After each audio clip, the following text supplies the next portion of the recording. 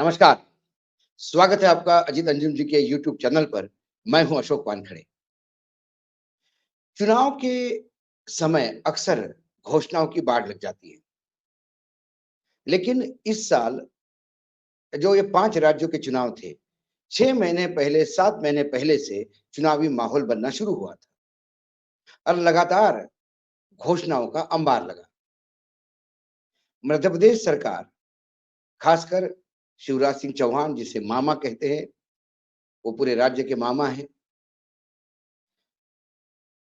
शिवराज सिंह जी ने इतनी घोषणाएँ की कि शायद उनका नाम Guinness book of world record में सम्मिलित होगा।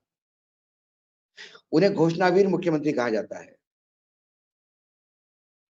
सरकार की तिजोरी पे इन घोषणाओं का क्या इम्पैक्ट पड़ेगा, ये कोई नहीं देखता। सरकार की स्थिति ऐसी है कि जब तक वो कर्ज लेती नहीं, वो तनख्वाह तक नहीं बाँट सकती।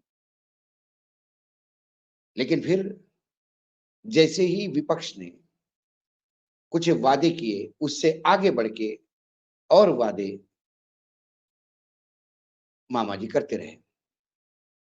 लेकिन अक्सर हमने ये देखा कि जब चुनाव में या चुनाव के पहले आप लुभावने वादे करते हैं, कुछ प्रॉमिसेस करते हैं, कुछ घोषणाएँ करते हैं, उसका क्रियान्वयन कैसा होगा और ये मुसीबत तो नहीं बन जाएगी आपकी की हुई घोषणा। इसके बारे में कोई नेता कभी सोचता नहीं, क्योंकि जब वो घोषणा करने का तय करता, तो ये जो चाटुकार अधिकारी साथ में होते हैं, ये भी आपको हाँ में हाँ मिलाते हैं। कोई ये नहीं बोल सकता कि सर ये जब लागू करेंगे तो एक बहुत बड़ी मुसीबत सामने आएगी और जिससे आपको फ़ायदा होने से ज़्यादा नुकसान हो।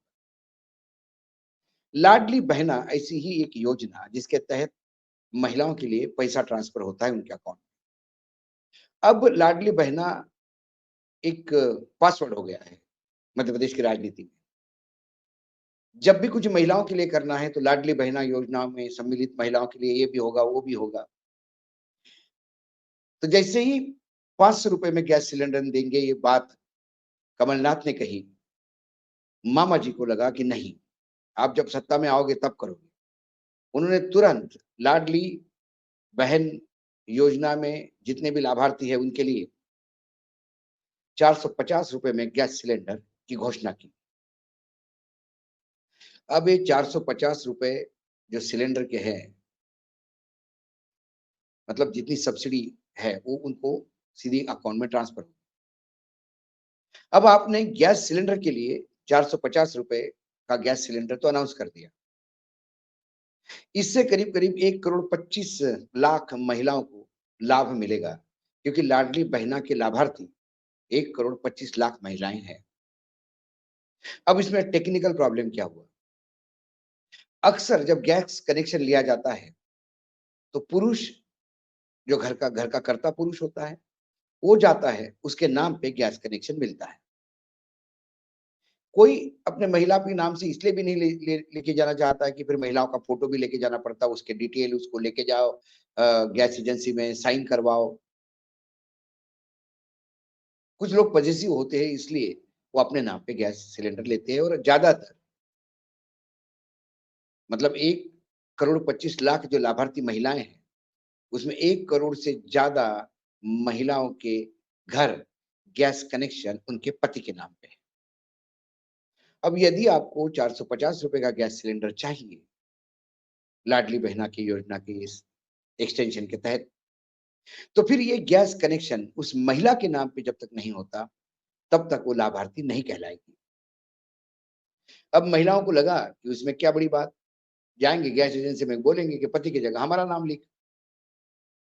अब गैस की जो सप्लाई कंपनी है, जितनी भी एलपीजी सप्लाइंग कॉर्पोरेशंस है, इस गैस कनेक्शन का एक सबसे बड़ा पॉइंट है कि ये ट्रांसफरेबल नहीं है, ये हस्तांतरित नहीं होता, ये किसी और के नाम पे नहीं चढ़ाया जाता। ये या तो रद्द होता है या उसी के नाम पे कंटिन्यू होता है। फिर महिला को सब्सिडी लेने के लिए नया गैस कनेक्शन लेना होगा। अब नए गैस कनेक्शन की बहुत सारी प्रॉब्लम्स है। फिर डिपॉज़िट पैसा भरना पड़ेगा, बहुत ज़्यादा।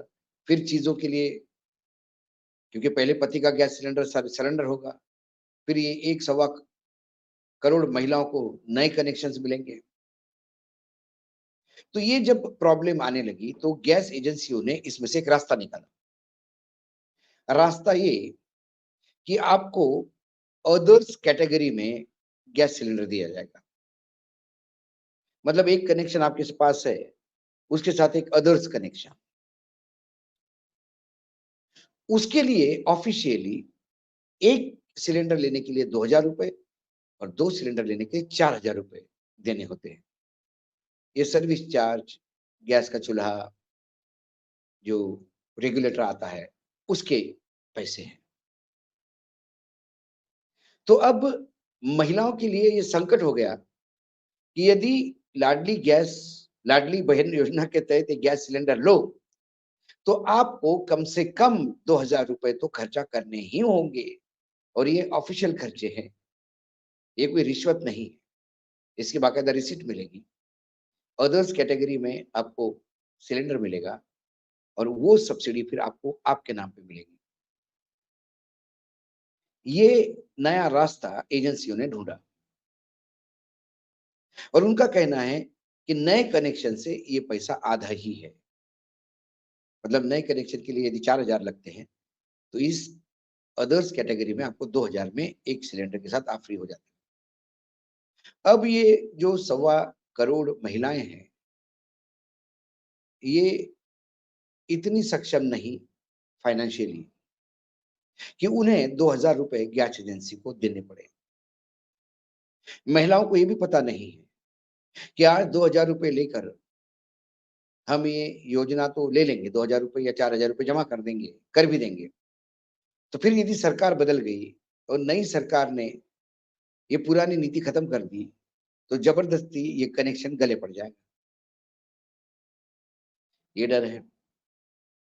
दूसरा, कुछ क्षेत्रों में ₹450 भी गैस सिलेंडर के लिए उन्हें महँगे लगते हैं, क्योंकि वो चूल्हे पे जो लकड़ी से जो चूल्हा जलाती है, वो खरीदती नहीं। ग्रामीण क्षेत्र में अक्सर लकड़ियाँ खेतों में काम करने वाली महिलाएँ वहीं रास्ते में आते हुए लकड़ियाँ भीनते हुए आती है और अपने घुरे घर में चूल्हे के लिए व्यवस्था करती है।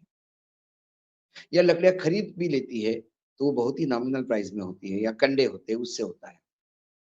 ₹450, क्योंकि यदि बीपीएल यानी बिलो द पॉवर्टी लाइन की जो हमारे यहाँ डेफिनिशन है, उसके अनुसार भी चले, तो 1 महीने में मतलब 1 साल में जिसकी इनकम 2,50,000 यानी महीने में ₹2225 जिसकी महीने की इनकम है, उसी परिवार को बिलो द पॉवर्टी लाइन माना जाता है। यदि जिसकी 2,250 ₹25 इनकम हो महीने की, उस परिवार के लिए ₹450 ये बहुत बड़ा आंकड़ा होता है, सिर्फ गैस सिलेंडर के लिए।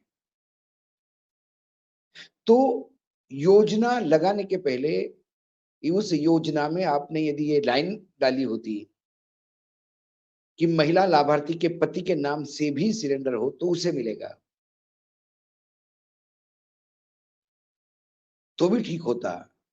लेकिन जब घोषणा ही करनी है और घोषणा करने की इतनी जल्दी लगी हुई है कि इसका प्रारूप कैसा होगा, इसका क्रियान्वयन कैसा होगा, ये सोचे समझे बगैर यदि आप 500 के देते हो तो मैं 450 का देता हूँ।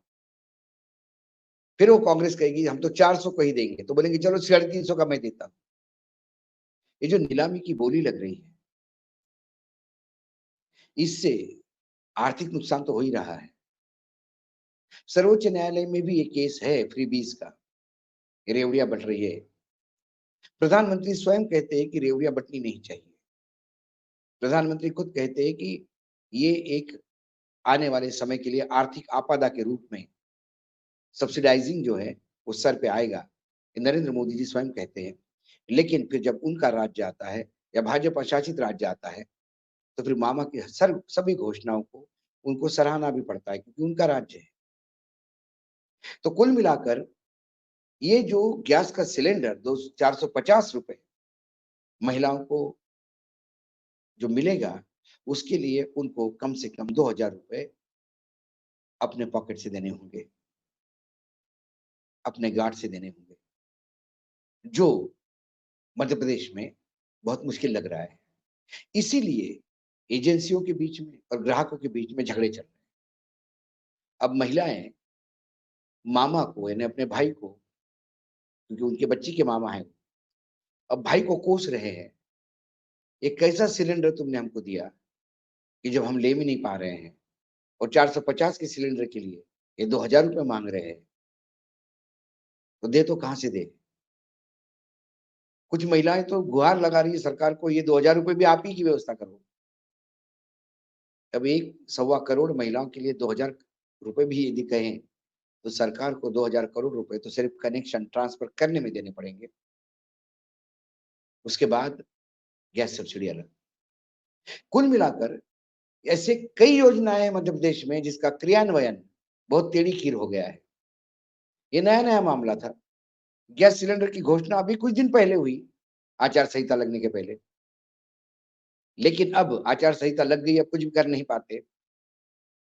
तो मामा अब ये सारे सवालों से त्रस्त होकर वर्तमान में हरिद्वार में गंगा का दर्शन लेते हुए दार्शनिक हो गए हैं, क्योंकि शायद उनको भी लगा कि अब स्थितियाँ उनके हाथ में नहीं है।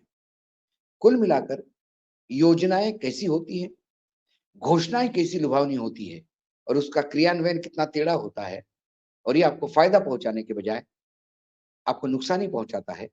ये इसका बेहतरीन उदाहरण मामा ने जो 450 का सिलेंडर बोला मध्य प्रदेश में, वो पूरे देश के सामने एक उदाहरण है। आज इतना ही, कल फिर आऊँगा किसी विषय के साथ, तब तक के लिए नमस्कार। देखते रहिएगा अजीत अंजुम जी का यूट्यूब चैनल।